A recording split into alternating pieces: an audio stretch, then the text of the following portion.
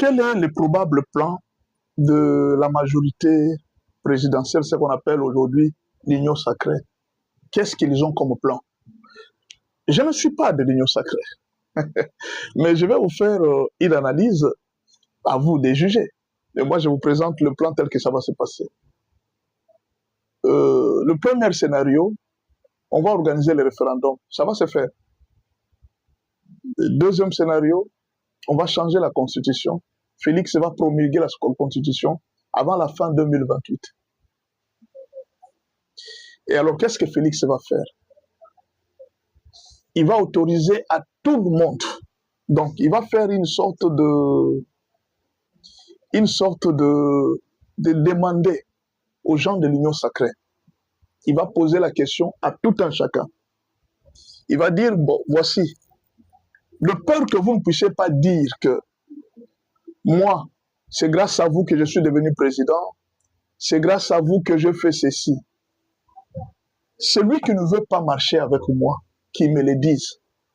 Je vous laisse libre. Donc Félix va libérer tout le monde de l'union sacrée. Il va dire à partir d'aujourd'hui, vous êtes libre.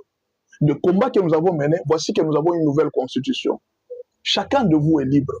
Soit de marcher avec moi, soit de se faire aussi une carrière. Vous avez eu l'argent, vous avez gagné de moyens, on a donné l'opportunité à tout le monde de se faire quand même une carrière où vous êtes partagé. La République de partage des butins vient de se terminer. C'est-à-dire la RDC ne sera plus un partage des butins des politiciens quand ils font du bruit, ils font des troubles, ils prennent des armes, et puis quelques temps après demain, ils se partagent les pouvoirs, ils font leur constitution à leur manière. C'est-à-dire dans cette constitution, le budget de la RDC sera partagé à 50% pour les politiciens et 50% pour la République. Cette République-là est finie. Cette fois-ci, la constitution qu'on va faire, ça sera une constitution pour le bien-être du peuple. Et alors, c'est le moment où tout le monde, Jean-Pierre Bemba, Vital Kamerhe, vous avez dit vous tous que vous étiez populaire. Je vous donne votre liberté. Que chacun aille faire sa campagne. Que chacun aille se battre maintenant pour venir me vaincre en tant que président. Moi aussi, je viendrai en tant que candidat. Le président Félix Tshisekedi va repêcher quelques personnes du PPRD. Il va les appeler. Donc, je crois que juste après la promulgation de la loi, le président Félix Tshisekedi va convoquer un dialogue. Le dialogue qu'il va convoquer, il va appeler même certains caciques du PPRD, à part Joseph Kabila, qui sera condamné certainement. Soit il pourra être à la CPI, soit il pourra être en prison quelque part, soit en train d'être pourchassé pour ne pas rentrer au pays. Parce que ça, là, ça sera difficile que Kabila rentre au pays. Alors, le président Félix Tshisekedi va remettre des gens qui n'ont pas tué, quelqu'un comme Remo Chibanda. Il y a beaucoup de politiciens qui marchaient avec Kabila. Bon, ils n'avaient pas de choix, ils étaient obligés de marcher avec lui. Mais alors, il sera obligé de faire quoi? De les rappeler. Les Chadari, les autres, il dit non, bon, vous êtes tous des Congolais. Le pays est là. Si vous voulez battre les campagnes, vous me dites si vous êtes populaire, vous battez campagne. Je donne la liberté à tout le monde de devenir président, de poser sa candidature, de faire ce qu'il veut. Voici comment nous allons faire les élections. Dans la nouvelle constitution, ça ne sera plus, on n'aura plus cette histoire de la CNI. Ça n'existera plus. Dans la nouvelle constitution, les élections seront préparées par le ministère des Affaires intérieures. C'est le ministère des Affaires intérieures qui sera chargé d'organiser les élections. Donc la CNI, c'est fini. Oh non, tel, non, tout ça, ça sera fini. Mais alors, ce sont les agents de l'État qui vont commencer à organiser les élections. Un peu partout, comme la livraison des cartes d'électeurs, tout ça, ça sera des agents de l'État. Le président Félix Tshisekedi va appeler tous les politiciens congolais. Après la promulgation de la Constitution, il va leur dire, voici votre nouvelle Constitution. Vous êtes maintenant libre. Vous êtes libre de vous battre, de créer maintenant des propres. Pendant ce temps, on aura déjà récupéré l'Est, Bukavu, Goma et autres. On va récupérer, on aura déjà fait peut-être probablement des murs entre le Rwanda, même s'il ne serait pas des murs physiques, il y aura des murs, même des murs moraux, hein, des murs moraux, on pourra mettre autour entre Goma et Bukavu, donc des murs psychiques. On va faire tout pour que vraiment les Rwandais sentent que non, ce n'est plus facile d'être en RDC. Vous voyez, on va créer ce système-là. Alors Félix pourra dire à tous les politiciens du nord et du sud, de l'est et de l'ouest, de s'organiser. Vraiment de s'organiser, que chacun, celui qui veut battre les campagnes, celui qui veut marcher avec moi, qu'il marche avec moi. Celui qui veut aller faire sa campagne. Oh non, Vital Kamerhe, moi je suis populaire. On va donner l'occasion à Vital Kamerhe. D'ici là, 2028, on donnera l'occasion à Vital Kamerhe de poser la candidature. On donnera l'occasion à Shadari de reposer sa candidature. On va donner l'occasion à Jean-Pierre Bemba de poser sa candidature. Donc, Félix va se retrouver avec plusieurs candidats présidents. Il y aura même les gens comme des Perrault Louara qui pourront rentrer au pays et poser aussi leur candidature. On ne sait pas. On pourra voir tout le monde, même Mokechu pourra venir poser sa candidature. Tout Congolais de l'étranger comme d'ici, s'il a la nationalité congolaise, il pourra revenir. Dans la nouvelle constitution, on va accorder la double nationalité à tous les Congolais de la diaspora. Donc, beaucoup vont rentrer au pays, ils viendront exprimer leurs connaissances, leurs entreprises, et peut-être d'autres viendront encore pour poser la candidature. L'obstacle nationalité n'existera plus. Et dans cette nouvelle constitution, le président va donner l'occasion à tout le monde de venir se présenter comme candidat président. Celui qui est capable de me gagner, qu'il me gagne, je suis là. Sinon, si vous n'êtes pas fort pour la campagne, pour ceci ou pour cela, alors je reste président. Alors, il y a un groupe de gens qui diront au président, non, nous allons continuer à te soutenir. Parmi ces gens, il y aura des gens comme Jean-Pierre Bemba et les autres, ils diront, non, non, nous préférons travailler avec toi. Les autres diront, ils disent, non, non, nous nous détachons de l'Union sacrée. Nous allons commencer notre activité à nous-mêmes, nous allons nous battre pour nous-mêmes. Et c'est là que tout le monde pourra tenter de prouver sa popularité. C'est comme ça que les choses vont se passer. Donc, d'ici 2028, il y aura une nouvelle constitution. Vital va revenir, Jean-Pierre Bemba va revenir, Perrault Louara va revenir, Mokechu reviendra. Beaucoup de Congolais de l'étranger qui injuriaient Félix matin, midi, soir, ils vont revenir. Vous serez tous des candidats et des candidates. Vous avez insulté, vous avez dit que vous étiez derrière le peuple. Ces jours-là, on saura si réellement le peuple était derrière vous. Félix aura libéré le pays. Félix aura laissé les Congolais libres. Il pourra même se dire, je me retire du pouvoir. C'est fini. Il a déjà accompli de grandes missions. Il a changé la constitution. Il a sorti le pays de la domination tutsi. Il peut même s'arrêter par là et dire que non, j'ai fini ma mission.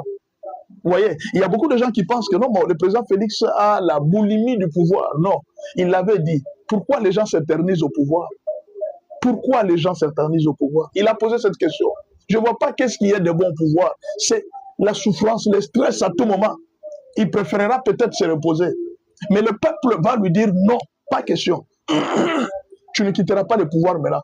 S'il faut même que tu restes président à vie, tu le resteras. Le mouvement a commencé avec les gens de Goma, tels que vous les avez vu réagir. Certains Congolais de la diaspora lui diront, Félix, reste au pouvoir. Jusqu'à ce que tu mourras, tu seras toujours là. Mais alors, c'est le peuple qui lui demandera de rester au pouvoir. Lui-même, en tout cas, il demandera au peuple, laissez-moi partir. J'ai fait ma part. J'ai terminé ma mission. Un peu comme Mandela. Il dit non, j'ai fini. Moi, je vous ai libéré de la domination Tutsi. Je vous ai libéré de Kagame qui dirigeait deux pays à la fois. Alors que vous êtes intelligent, vous êtes fort. Un petit peuple, un petit peuple qui vient vous dominer, vous, un grand peuple. Parce que je parle par rapport au nombre. 14 millions sur 120 millions. Vous vous imaginez? Ce n'est pas possible. Sur le plan intellectuel, nombre de médecins, nombre de professeurs, nombre de ceci, nous sommes plus nombreux qu'eux. Nombre d'intellectuels, plus nombreux qu'eux. Nombre d'écoles, nombre d'universités, nous avons plus d'universitaires que. Comment un peuple comme ça peut dominer un grand peuple comme la RDC? Et alors le président va dire, il dit non, moi je vous ai libéré, j'ai fait ma part. À vous maintenant d'entretenir la nouvelle constitution que je vous donne. C'est une constitution qui va vous amener à la prospérité. C'est une constitution qui va changer votre vie. C'est à vous maintenant de voir. C'est ainsi que sera, à partir de 2030, 2033, le pays va maintenant prendre l'envol au sérieux. Dans la nouvelle constitution, on va axer beaucoup sur la justice. La justice sera très sévère et l'administration congolaise sera très sévère parce que nous sommes en train d'entrer dans l'ère américaine. Les Américains vont prendre à main la justice, les Américains vont prendre à main l'administration. Et ça sera terrible. Ça ne sera pas comme le pays où nous sommes en train de vivre. L'administration sera très forte, même en l'absence du président. Que le président soit là ou qu'il ne soit pas là, l'administration sera très puissante. À chacun de nous préparer par rapport à la nouvelle vie que nous allons mener. Ça, je suis en train de vous projeter par rapport aux analyses que j'ai faites. La nouvelle constitution sera une ère américaine. Ça sera comme, la RDC sera comme un 54e État américain. Si je ne peux pas dire 55e État américain. Vous voyez, on ne sait pas ce qui va se passer, mais je vous dis déjà que les Congolais seront à l'honneur. ils seront respectés dans tous les pays du monde. Merci beaucoup, je vous ai prévenu. Merci. Bienvenue dans notre chaîne d'analyse École des Champions TV. Merci beaucoup d'être abonné dans nos chaînes YouTube, dans tous nos chaînes relais, sur YouTube, sur TikTok et partout, même dans des chaînes de radio où on est diffusé. Nous vous supplions de vous abonner. Chaque fois que vous voyez notre vidéo publiée par un compatriote, abonnez-vous à cette chaîne. C'est une chaîne patriotique. Ceux qui sont avec nous ne sont pas contre nous. Ceux qui diffusent nos vidéos ne sont pas contre nous, ils ne sont pas contre la patrie. Alors, abonnez-vous. Dès que vous me voyez sur YouTube, vous me voyez sur TikTok, partout où vous aimez, aimer, liker, partager. Je sais qu'il y a plusieurs diffusions de nos émissions avec des chaînes relais sur YouTube comme sur des chaînes communautaires à l'intérieur du pays comme à l'extérieur. Il y a beaucoup de gens qui diffusent nos analyses. Partout où vous voyez nos analyses publiées, likez, aimez et partagez. Voilà, nous allons parler de la réponse du peuple de Goma à tout le mouvement politique qui s'est fait à Kinshasa ici. Il y a plusieurs personnes qui ont dit ceci. Ils ont dit que non, on ne peut pas faire le référendum sans Goma et Bukavu. Le peuple de Goma a répondu. Les autres ont dit que non. On ne saura pas faire des élections sans Goma et Bukavu. Le peuple de Goma a répondu. Alors il y a une question. Goma dit ceci. Après le match, ils ont réclamé plusieurs choses. Ils ont dit, nous respectons la vision du président Félix Tshisekedi. Après le match, ils ont trouvé que non, nous, c'est Fatih ou rien. Voilà pourquoi, en sortant dans la rue, ils n'ont pas chanté Wissa, qui a marqué les buts. Ils n'ont pas chanté les autres qui ont fait non. Ils ont chanté béton, béton, béton, béton. C'est le cœur du peuple. Ils n'ont pas été forcés. Ils n'ont pas été poussés par un politicien. Ils sont dans une ville où il y a la répression, où il y a la dictature et où ils ont des armes sous les yeux. Ce sont ces gens dans cette ville-là qu'ils ont proclamé béton, béton, béton. Ils ont chanté Félix devant Kagame. Ce que même les Rwandais ne savent pas faire. Les Rwandais ne savent pas dire non à Kagame. Le peuple de Goma a dit non à Kagame. Parce que pour le moment, c'est Kagame qui dirige Goma et Bukavu. C'est Kagame qui dirige. Nanga, ce ne sont que les gens qu'on utilise, des pions qu'on utilise, et tous les autres qui sont là, même certains opposants qui sont ici, c'est Kagame qui les dirige. Ils dépendent de ce que Kagame dit. On a appris beaucoup de choses quand Félix Tshisekedi a traité Kabila des chiens. Nous avons appris beaucoup de choses que Kagame faisait, que personne ne pouvait imaginer. Jusqu'à aller gifler des ministres ici. Kagame giflait des ministres. Vous pouvez vous imaginer? Jusqu'à ce qu'un ministre en fonction à Kinshasa allait rendre le rapport à Kagame. Un ministre, c'est pas possible. Donc, cette domination a continué jusque-là avec certaines personnes. Alors, le match de football a fait sortir les Gomatraciens et le peuple de Bukavu de la peur. On a senti que la peur s'est envolée. Le peuple est maintenant capable de dire non. Et ils ont dit non à Kagame, ils ont dit non à Nanga, ils ont dit non à Sultan Makenga, ils ont dit non. Même à Willy Ngoma dans son tombeau, ils lui ont dit non. Nous voulons Félix Tshisekedi. Nous voulons les changements de la Constitution. Nous voulons les référendums. Mais alors vous allez dire, il dit, mais finalement, le fait que le peuple dit ça, ça ne représente rien. Qu'est-ce qui prouve que le peuple a dit? Est-ce qu'on peut accepter ce que le peuple a dit? Oui, la même question peut revenir aux opposants. Le peuple que vous présentez, qui vont avec vous dans la marche. Et celui qui est sorti à Goma, où est la différence? D'ailleurs, ceux qui sont sortis à Goma, ils ne sont pas sortis sans sensibilisation. Vous, pour que le peuple sorte, vous devez les sensibiliser même pendant un mois. Vous sensibilisez le peuple pendant un mois, n'est-ce pas? Mais eux, là, ils n'ont pas été sensibilisés. Et en sortant dans la rue, ils se sont exprimés. Ils ont dit que oui, nous voulons béton. Quand ils parlent de béton, c'est-à-dire toute la vision que Félix Tshisekedi présente, ils sont d'accord avec Félix Tshisekedi. Ils sont d'accord avec ce que Félix fait. Parfois, ils avaient peur de s'exprimer. Mais là, à travers le match, nous avons vu, nous avons lu leurs expressions. Mais alors, si la Senko dit que nous avons la popularité, le peuple est derrière nous. Mais quand le peuple là disait béton, béton, béton. Qui était devant lui? Parce que vous, tout le peuple est derrière vous. Les C64 dit que le peuple est derrière nous. Mais qui est derrière, qui est devant le peuple de Goma qui est sorti dans la rue? Vous allez dire que vous êtes populaire, que ce soit la Senko, que ce soit les C64, qui a déjà réuni une aussi grande foule que celle qui est sortie dans la rue pour chanter béton. Non, mais soyons clairs, ils n'ont pas chanté oui ça, Bakambu, Bakambu, non.